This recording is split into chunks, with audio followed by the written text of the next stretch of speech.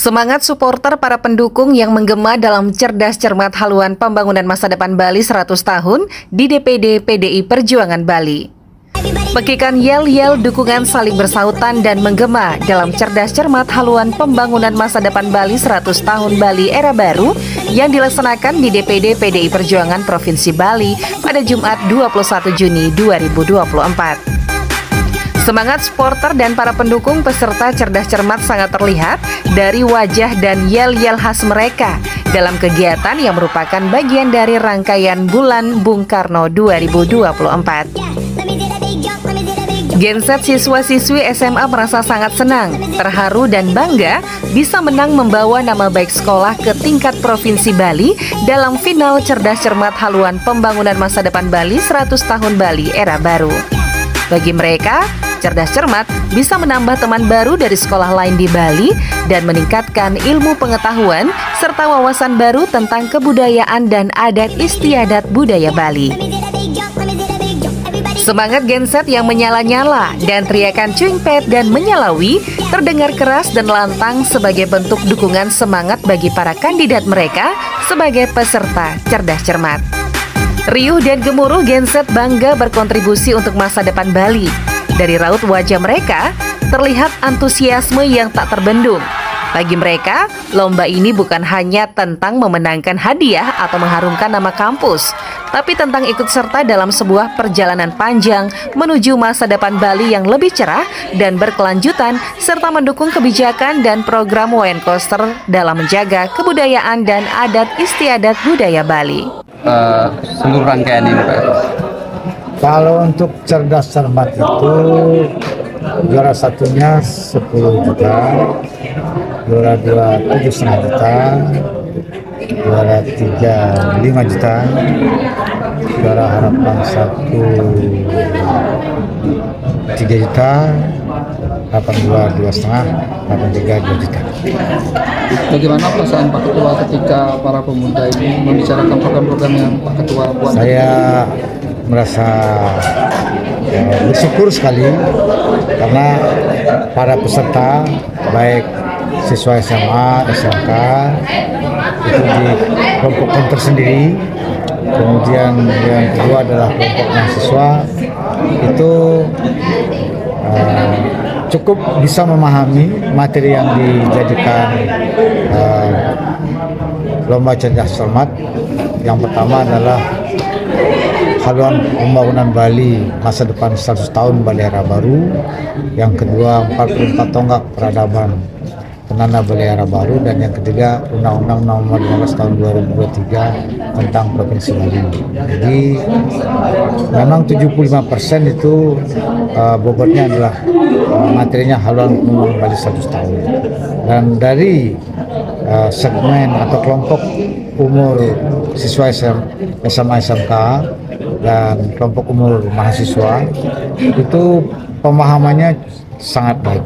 Jadi cukup detail pemahamannya, jadi menguasai, artinya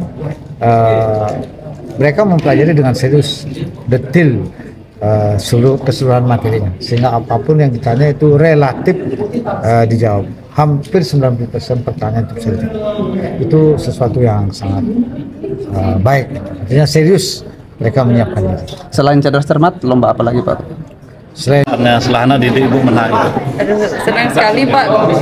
Mereka sudah berjuang sampai saat ini dari 3 minggu yang lalu, tiap hari belajar, dan akhirnya sekarang mendapat hasil yang terbaik. Pasti senang dan juga bangga.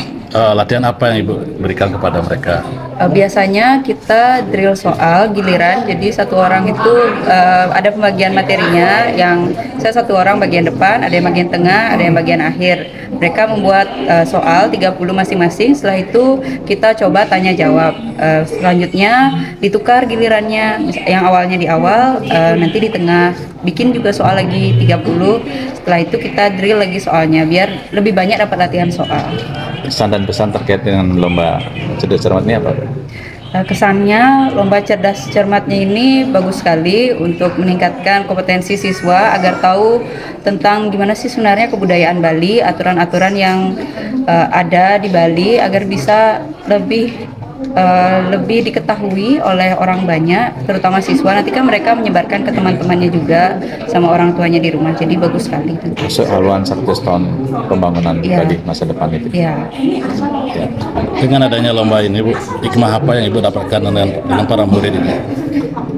Dengan adanya lomba ini, ya yang pertama tadi itu kita jadi lebih tahu. Sebelumnya kan mungkin tidak tahu ada aturan-aturan tentang sampah organik, tanaman organik, pakai baju enggak kan memang sudah di sekolah dan lain sebagainya. Kita jadi tahu, dan mungkin untuk kedepannya bisa mempraktekkan aturan-aturan itu untuk lebih baik, membangun Bali yang lebih baik. Dengan program-program yang dibuat Pak Koster itu, gimana tanggapan Ibu sendiri? Dari program-program itu, menurut saya programnya itu sangat baik. Saya pertama kali ngeh itu saat pakai baju adat, karena awalnya kan tidak ada baju adat, itu hanya purnama tilam. Jadi kadang-kadang banyak yang lupa pakai baju adat, tapi kembali digalakan menjadi hari Kamis. Jadi orang-orang tahu, oh iya harusnya pakai baju adat. Terus dulu ada pakai bahasa Bali setiap hari Kamis juga. Jadi bahasa Bali itu tidak mati, tapi bisa tetap dilanjutkan oleh generasi yang selanjutnya. Dalam lomba ini, jujur saya merasa semua perjuangan saya dan teman-teman saya terbayar, karena kami juga banyak merasa gugup awalnya, merasa pesimis, dan juga banyak sekali perjuangan-perjuangan yang saya rasa sudah terbayar. apa persiapan sebelumnya dalam lomba? Kami membuat strategi pembelajaran. Kami tidak setiap hari kami belajar, tapi kami memberikan waktu untuk istirahat, karena kami merasa bisa kami menempa diri untuk setiap hari belajar dengan materi ini, itu akan membuat kami itu tidak terlalu fokus. Dengan adanya lomba ini, gimana perasaan anak-anak? Senang, saya merasa banyak sekali pengalaman baru, dan juga hal yang paling buat saya senang adalah mendapatkan teman-teman baru di sekolah lain. Pak Koster kan banyak program itu yang di dalam materi. Gimana untuk tanggapan adik?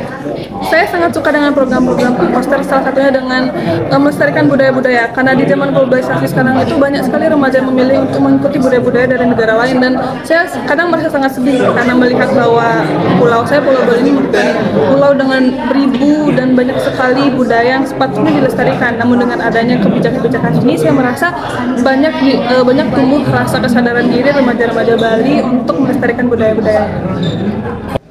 Perasaan saya pribadi tentunya senang, bangga karena bisa membawa sekolah dan juga daerah saya sampai ke sini dan bahkan bisa mendapatkan juara. Dan ada rasa terharu juga di dalamnya, mengingat semua perjuangan kami sebelum-sebelumnya. Dengan adanya cerdas cermat itu gimana rasanya? Perasaan ada? Apa hikmah yang didapat? Menurut saya sangat senang dengan diadakannya kompetisi cerdas cermat ini. Selain sebagai ajang kompetisi untuk menambah ilmu pengetahuan, cerdas cermat juga merupakan salah satu ajang kompetisi di mana kita bisa mendapatkan teman baru, mendapatkan wawasan baru, dan juga ilmu-ilmu baru. Ada kendala dan kesulitan apa yang dihadapi kemarin? Kalau dari saya pribadi, kendala dan kesulitan itu adalah rasa gugup ketika berada di panggung, di mana saat berada di panggung, saya dan teman-teman itu cenderung ragu untuk menjawab karena takut salah. Nah, persiapan untuk kemarin lomba sehingga menang itu apa? Kalau dari kami pribadi, persiapan untuk lomba itu adalah pembinaan yang sudah ditentukan jadwalnya oleh guru kami, dan kami disarankan untuk membagi materi tersebut sesuai dengan porsinya. Jadi, setiap materi yang diberikan, kami memperoleh bagian-bagian kecil dari materi tersebut, yang kemudian hal itu kami berusaha untuk kuasai. Hikmah yang didapat dengan adanya materi yang disampaikan oleh cerdas cermat ini apa? Menurut saya, hikmah yang saya dapatkan dari cerdas cermat ini adalah saya memiliki wawasan baru mengenai pulau kita tercinta, yaitu Pulau Bali, mengenai kebudayaannya, mengenai warisannya, mengenai tata titi, dan lainnya. Nah, tadi kan banyak program yang dibuat Pak Koster dalam lomba itu. Gimana tanggapan adik tentang program-program itu sendiri? Menurut saya, program yang diluncurkan oleh Bapak Gubernur Iwayan Koster merupakan program yang sangat bagus. Terlebih lagi di era sekarang, program tersebut dapat menjadi salah satu bentuk pelestarian budaya Bali agar tidak punah oleh budaya-budaya asing yang mulai masuk ke Bali. Oke. Hanya menang dalam lomba cerdas cermat ini? Awalnya deg-degan sih, habis itu takut-takut juga karena selisihnya nggak jauh-jauh banget. Habis itu akhirnya coba untuk tenang, habis itu akhirnya kita keluar sebagai nilai tertinggi. Ya. Apa persiapan kemudian untuk menang tadi itu? Tentunya belajar bareng dan pembinaan oleh guru, kemudian kita terus latihan soal, terus ngulang-ulang baca materi, dan kita harus manage waktu, kapan kita perlu istirahat, kapan kita bisa forsir tubuh kita untuk belajar, tapi nggak boleh untuk menyia-nyiakan waktu juga. Dengan adanya cerdas cermat gini, gimana perasaan adik? Lebih menambah rasa kompetitif bersaing dengan sekolah-sekolah lain dari berbagai kabupaten juga berbagai tempat di Bali, dan itu sangat menyenangkan. Suka duka dan kendalanya apa? Kalau suka dukanya pasti takut deg-degan. Kalau senangnya itu bangga karena bisa membawa nama sekolah ke tingkat provinsi. Kesulitannya apa? Ada tingkat kesulitannya? Kesulitannya karena materinya masih baru sih, jadi pemahaman kita masih benar-benar fresh untuk ini, kayak oh ini apa, oh ini kayak gini gitu. Jadi belum mendalam banget. Hikmah yang didapat dalam cerdas cermatnya apa tentang materi itu? Hikmahnya ada banyak, ternyata ada banyak kebudayaan kita yang hampir luntur kemudian, dan kita bisa menyadari kebudayaan tersebut luntur, dan terdapat kebijakan-kebijakan yang digunakan atau dikeluarkan untuk menyikapi beragam fenomena tersebut. Terkait berbagai kebijakan Pak Koster dalam materi tadi, apa pendapat adik sebagai genset?